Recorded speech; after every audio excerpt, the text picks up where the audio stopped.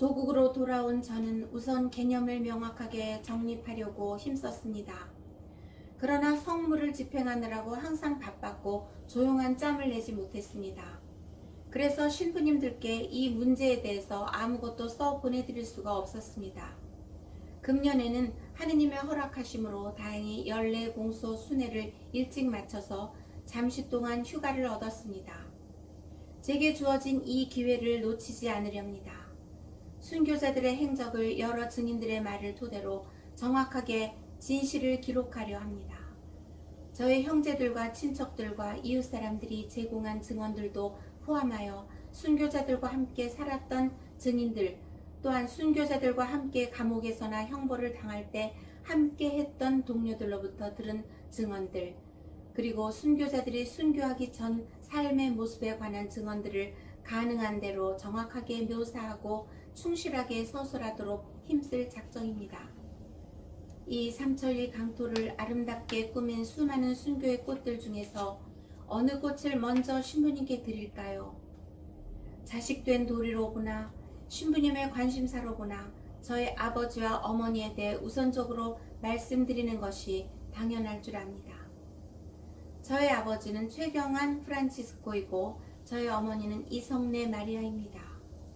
프란치스코는 고결하고 부유한 신자 부모한테서 출생했습니다. 프란치스코의 아버지 최인주는 첫 번째 박해 1791년 때 많은 고초를 받은 후 석방되었습니다. 그는 순박했고 신심이 뛰어났습니다. 가난한 친척들과 이웃들에게 미리 알아서 구제의 손길을 펼치는 자세도 유별났습니다. 자기 집 종들에게 자기들을 영감님이나 마나님으로 부르지 말고 아버지와 어머니라 부르라고 명하였습니다. 그가 죽으면서 세 아들에게 세 가지 유언을 남겼습니다. 서로 무엇을 줄 때 거저 주어라. 보증을 서거나 혼인 중매를 절대로 서지 말아라. 이웃들과는 항상 화목하게 지내라는 것이었습니다. 1801년 박해와 주 야고보 신부님의 순교 후 최 프란치스코의 집안은 재물과 비신자 친척들과 상종함으로써 점차 천주교 계율을 준수하고자 하는 열심이 식었습니다. 프란치스코는 천성적으로 진정한 신앙의 실천자였고 정직과 순박을 애호하면서도 강력한 성품을 타고났습니다. 그는 소년 시절부터 세속의 오락을 경멸하고 오로지 천주교 교리를 듣고 있는 것만을 즐거워하였습니다. 프란치스코는 나이가 들면서 가족들의 신앙심이 냉담해진 것 때문에 심각한 고민에 빠졌습니다. 그래서 여러 번 부모와 형제들에게 권고하여 고향과 재물을 버리고 고향 마을을 떠나서 영혼을 구원하기에 편한 곳으로 이사하자고 졸랐습니다. 그러나 그의 말이 아무 소용이 없자 한층 더 용감한 행동을 시도하여 혼자 집을 떠나기로 작정하였습니다. 집에는 모친과 세 형제와 네 누이들과 아내와 두 아들이 있었습니다. 프란치스코는 아무 말도 하지 않고 긴 편지를 써서 집안의 한 아이에게 주면서 자기가 떠난 후 엿새 되는 날에 펴보도록 전하라고 일러두었습니다. 그리고 나서 신앙을 열심히 실천하고 교리에 더 밝은 신자들을 찾아 집을 몰래 빠져나왔습니다. 프란치스코가 집에서 보이지 않자 가족들이 수선을 떨며 찾는 바람에 아이가 프란치스코의 편지를 내보였습니다. 프란치스코의 형제들이 그 편지를 읽자 온 집안 식구가 대성통곡하며 어찌할 줄을 몰랐습니다. 모든 형제들이 프란치스코를 찾아 나서서 그를 데리고 집으로 돌아왔습니다. 그리고 나서 전 가족 합의하에 고향과 친척과 재산 등을 모두 버리고 25명이나 되는 온 가족이 왕도로 이사하였습니다. 프란치스코의 집에 신자들이 자주 드나들었기 때문에 3년이 지나자 이웃 사람들한테 신자라는 것이 알려졌고 관가에 붙잡혀 갈 위기에 놓였습니다. 신지 중에 세력 있는 고관들이 프란치스코 집안을 외교인들의 술책으로부터 구출하려고 세도와 압력으로 그들의 주동자를 중하게 처벌하겠다고 제안했습니다. 그러나 이 제안을 들은 프란치스코는 악을 악으로 갚거나 박해자들을 폭력으로 격퇴하는 것은 그리스도께서 합치되지 아니할 것이라고 하여 친지의 도움을 사양하고 산속으로 피신하였습니다. 프란치스코의 가족은 이 산골에서 저 산골로 이사 다니면서 그들의 손으로 가시덤불과 자갈밭을 개간하여 연명했습니다. 과거에는 부자였으나 그리스도를 위하여 이러한 궁핍과 재난을 자진해서 받아들인 것입니다. 이것이 예수 그리스도와 성인들의 모범을 더욱 철저하게 따르는 것임을 유일한 희망으로 삼고 만족하며 살았습니다. 프란치스코는 서원을 하고 나날이 더욱 열심해졌습니다. 한문 교육을 받은 바가 별로 없었으나 자주 깊이 묵상하고 신심 독서를 함으로써 열렬한 애덕과 하느님 신비에 대한 해박한 지식을 얻었습니다. 프란치스코는 열변과 달변으로 천주교 진리를 강론하거나 강의를 하였기 때문에 박학한 신자들이나 유식한 사람들까지도 그의 강론을 들으러 왔고, 까다롭게 꼬치꼬치 따지는 비신자들까지도 그의 변론에 설복되어 돌아가곤 하였습니다.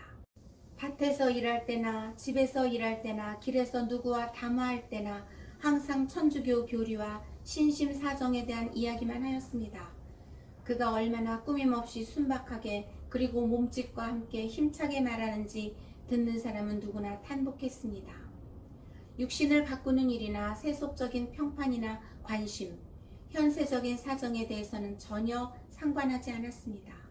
하느님의 영광을 위한 그의 열정은 이웃에 대한 애틋한 동정심과 결합되어 있었습니다. 프란치스코는 장을 보러 가면 물건 중에서 제일 나쁜 것이나 흠 있는 것을 골라서 샀습니다. 왜 그런 짓을 하느냐고 나무라는 사람들에게는 제일 나쁜 물건을 사는 사람이 반드시 있어야 하지 않겠소. 그런 사람이 없으면 이 불쌍한 장사꾼들이 어떻게 살아갈 수 있겠소 하고 대답했습니다. 이 같은 그의 애덕은 점점 자라나 재난이 닥쳤을 때는 영웅적인 것이 되었습니다. 어느 해 추수할 무렵 굉장한 폭우가 쏟아져서 곡식을 다 잃게 되었습니다. 모두가 그러한 재난 앞에서 눈물로 탄식하며 실망하고 있을 때 프란치스코는 여느 때와 마찬가지로 평온한 얼굴을 보여주었고, 오히려 평소보다 더 명랑하여 사람들을 어리둥절하게 만들었습니다. 이상하게 여기는 교우들에게 프란치스코는 다음과 같이 설명했습니다. 무엇 때문에 절망에 빠지고 비탄에 잠겨 있습니까? 모든 일이 하느님께로부터 오는 것이 아닙니까? 우리의 탓과 게으름 때문에 이렇게 되었다면 모르거니와 하느님의 섭리로 추수를 망친 것인데 슬퍼할 까닭이 무엇입니까? 하고 대답하였습니다. 흉년이 들면 프란치스코는 주변에 사는 가난한 이들을 백방으로 도와주고, 과일을 추수할 때가 되면 가장 좋은 것을 골라 이웃의 가난한 사람들에게 나누어 주었습니다. 프란치스코는 남들이 탄복할 만큼 형제들과 화목하게 지내며, 어머니는 다정하게 효도로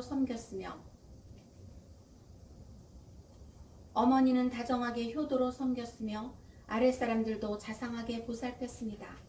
또한 매일 규칙적인 생활을 하면서 아무리 바쁜 날이라도 신심 독서를 중단하지 않았고, 아침 저녁 기도를 가족 모두와 함께 공동으로 하였습니다. 프란치스코는 안양의 수리산 교우촌의 회장으로 임명되었습니다. 1839년 박해가 일어났을 때 서울에서는 많은 순교자들의 시체가 유기되었으며, 서울과 인근 지방에 살던 신자들은 박해를 피하여 사방으로 흩어졌습니다.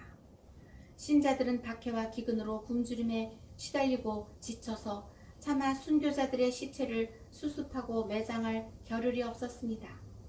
그때 프란치스코는 서울에서 50리 떨어진 마을에 살면서도 신자들에게 권고하여 의연금을 거두고 그들과 함께 서울로 올라가 많은 순교자들의 시체를 매장하고, 또한 불쌍한 교우들을 구원하기 위하여 동분서주하였습니다. 집으로 돌아온 프란치스코는 자기 마을 신자들도 순교를 준비할 때가 되었다고 판단하였습니다. 그래서 날마다 신자들을 모아놓고 열성적인 말로 격려하면서 용감히 순교하도록 용기를 북돋아 주었습니다. 프란치스코가 이 거룩한 의무에 전심하고 있던 어느 날, 아직 날이 밝기 훨씬 전부터 포졸들이 문 밖에 와서 주인을 찾으니 프란치스코가 그들을 맞으러 나가며 어디서 오셨습니까? 하고 물었습니다. 포졸들이 서울서 왔소 하고 대답하였습니다. 그러자 프란치스코는 어째서 이리 늦게 오셨습니까? 우리는 오래전부터 초조하게 당신들을 기다리고 있었습니다.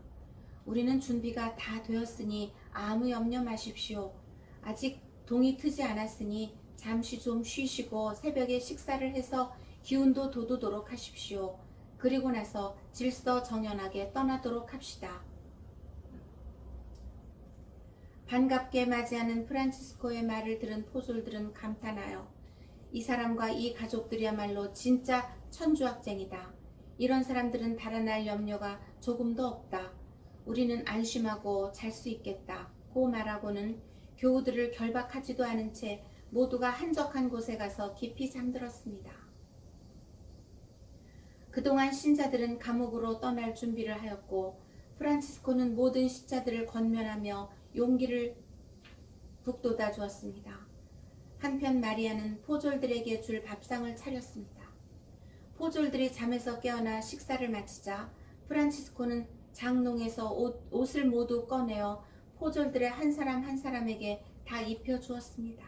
어른부터 어린이까지 40명이 넘는 남녀 신자들이 한자리에 모이자 포졸들은 오랏줄에 묶지 아니한 채 길을 떠나게 했습니다.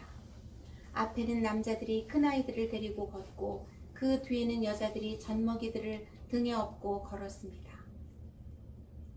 때는 마침 7월이라 찜통 같은 무더위가 기승을 부렸습니다. 장렬하는 뙤약볕 아래 걸어가자니 이내 모두가 지쳐버려 일행은 노인이거나 젊은이거나 터벅터벅 느릿느릿 걸을 수밖에 없었고 어린이들은 울음보를 터뜨렸습니다. 프란치스코가 앞장섰고 신자들이 뒤따랐으며 포졸들은 맨 뒤에 따라갔습니다. 이는 사람들에게 신기한 구경거리가 되고도 남았습니다. 길을 가는 동안 내내 구경꾼들이 이 기이한 무리를 보고 악담과 저주를 퍼붓기도 하고 혹은 불쌍하다고 혀를 차며 한숨을 쉬기도 했습니다. 그러나 맨 앞에 서서 가던 프란치스코의 외침은 이런 요란스러운 모든 소음을 덮어버리고 모든 사람의 마음에 용솟음 치른 용맹을 전해주었습니다. 그는 큰 목소리로 소리치는 것이었습니다. 형제들이여, 용기를 냅시다. 이 여행을 힘겨운 고난으로 여기지 맙시다. 주님의 천사가 황금으로 만든 자를 가지고 우리 모든 발걸음을 재고 계십니다. 우리 주 예수 그리스도께서 앞장서서 십자가를 지시고 골고다 산으로 올라가시는 것을 생각합시다 하고 격려했습니다. 프란치스코는 줄곧 일행을 돌아보면서 더욱 열렬한 목소리로 격려했습니다. 이런 열렬한 애덕에서 나온 격려의 소리를 들으며 교우들은 서울에 도착하였습니다.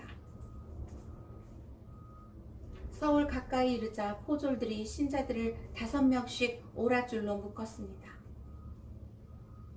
4~5명씩 한 무리가 되어 서울 한복판 큰 길을 지나 감옥으로 향했습니다. 오랏줄에 묶인 여인들은 어린애들을 업거나 팔에 안고 갓난아이들에게 젖꼭지를 물린 채 끌려갔습니다. 구경꾼들은 이처럼 처절한 광경을 보고 증거자들에게 악담을 퍼부으면서 몽둥이를 휘두르고 돌을 던졌습니다. 외교인들 중에는 이 광경이 너무나 끔찍하게 여겨져 이 몹쓸 모진 년들아, 이 인정사정 없는 독한 년들아, 그 연약하고 애처롭고 귀여운 어린 것들을 데리고 어떻게 죽음을 자청한단 말이냐 하고 마구 욕설을 퍼부었습니다. 프란치스코는 아내 마리아와 5 아들과 함께 갔는데 큰아들인 야고보가 14살이요 막내가 겨우 2살이었습니다. 마침내 옥문이 활짝 열려 저의 가족을 받아들임으로써 이런 악담에서 벗어났습니다. 그러나 옥에서 그들을 기다리는 것은 도둑들과 무서운 쇠사슬이었습니다. 감옥으로 인도된 그들은 도둑이 있는 감방에 투옥되었습니다. 이튿날부터 프란치스코는 맨 먼저 법정에 끌려가 고문을 당하였습니다. 판관들이 그에게 배교하라고 다그치자 그는 신문하는 자에게 이 세상에서 자기 주인에게 불충실한 것도 흉악한 범죄이거늘 하물며 천지 만물의 주인이신 대주제 하느님을 어떻게 배반하라고 하십니까? 저는 결단코 배교는 못하겠습니다. 하고 대답하였습니다. 프란치스코는 이렇게 대답하고 팔주리와 다리주리에 고문을 당하였습니다. 팔과 다리 뼈가 어그러졌고 곤장을 110대나 맞아 온몸에 살이 한치도 성한 데가 없이 뭉그러지고 피범벅이 되어 의식을 잃은 채 감방으로 운반되었습니다. 이처럼 어른부터 어린아이들까지 40여 명이 모두 고문을 받았는데 모두가 끝까지 항구하지는 못하였습니다. 편태와 곤장을 맞아 정신과 의식을 잃은 신자들에게 천주교를 안 믿겠다는 말 한마디만 하라고 옆에서 있던 고문자들이 을러댔습니다. 그러면 초주검에 대어 자기들이 무슨 대답을 하는지도 모른 채 관원들이 불러준 배교의 말을 받아 그대로 중얼거리는 이들도 많았습니다. 그러나 즉시 자유로운 몸이 되지는 않았습니다. 제 동생 야고보도 곤장 3대를 맞을 때까지는 입을 열지 않았습니다. 그러다가 끝내는 고문을 못 이겨 정신을 완전히 잃었을 때 배교의 말이 나왔습니다. 고문자들은 야고보가 의식이 깨어나도록 약을 주고 풀어주었습니다. 첫 번째 신문이 다 끝나자 관원들과 포졸들은 관청에 모여서 의논하였습니다. 그리고서 프란치스코를 감옥에서 불러내어 천주교 책 한 권을 내밀면서 말했습니다. 여기 내가 믿는 천주교 책이 한 권 있는데 내가 읽는 것을 우리가 듣고 싶어서 이렇게 모였으니 한번 읽어봐라. 프란치스코는 이 제안을 기꺼이 받아들여 마치 잘 차려진 훌륭한 잔치에 초청받은 것처럼 기뻐하며 웃으면서 책을 펴들고 목청을 가다듬어 낭낭하게 책을 읽었습니다. 그가 하도 열심히 그리고 감격스럽게 읽었기에 외교인들은 모두 벌떡 일어나 그 처참하고 무시무시한 상황에서도 자유롭고 깨끗한 기쁨을 자아내게 하는 천주교를 자발적으로 극구 찬미하게 되었습니다. 프란치스코가 읽기를 마친 다음 포졸들이 마리아에게도 책을 주면서 읽으라고 했습니다. 마리아가 글을 읽을 줄 모른다는 핑계로 거절하자 관원들은 아니 저렇게 훌륭한 회장의 부인이 글을 읽을 줄 모른다니 어떻게 된 일이냐고 빗정거렸습니다. 프란치스코는 40일 이상 참혹하고 혹독한 고문을 헤아릴 수 없이 여러 차례 당하였으나 끝까지 요지부동한 항구심으로 견뎌냈습니다. 그래서 고문자들은 그에게 바위덩어리라는 별명을 붙여주었습니다. 이 박해 중에 이러한 별명이 붙여진 찬란히 빛나는 순교자가 2분 있습니다. 즉 프란치스코와 조신철 가롤로입니다. 프란치스코는 함께 감옥에 gat힌 이들에게 자기가 죽을 시간을 예언한 대로 1839년 9월 12일 감옥에서 영광스럽게 순교하여 38의 나이로 운명하였습니다. 저희 어머니 이 마리아는 조선의 유명한 이씨 가문에서 출생하였는데 그 가문에서 유명한 의사들이 여러 명 배출되었습니다. 그중 한 분이 단원 이존창입니다.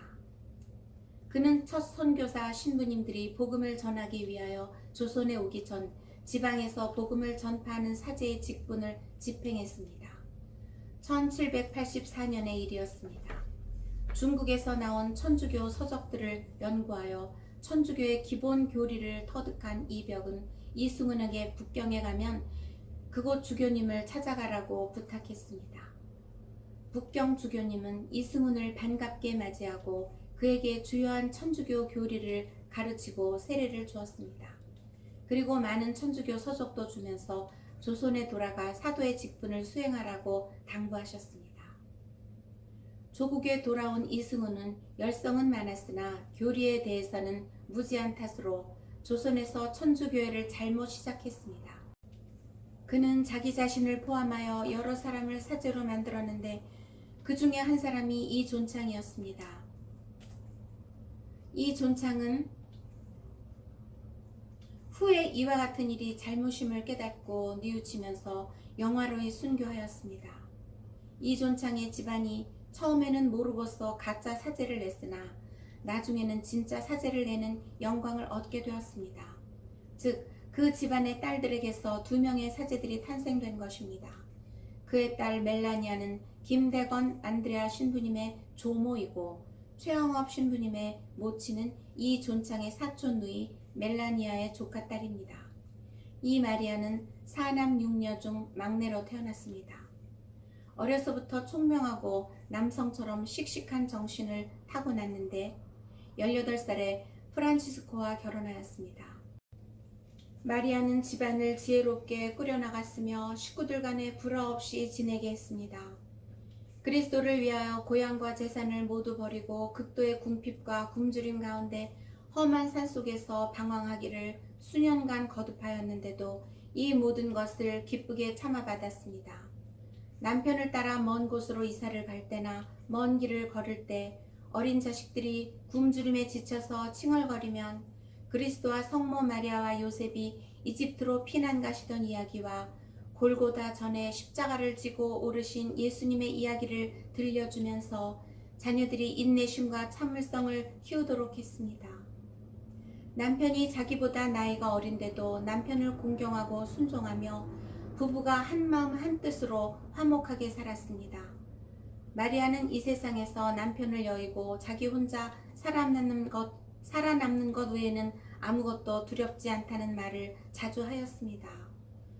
포졸들이 집을 덮쳤을 때 조금도 소란을 피우지 않고 남은 물건 중에 무엇이든지 좀 좋은 것들을 모아서 쌌습니다. 그리고 포졸들에게 기쁜 마음으로 음식을 준비하여 먹였습니다.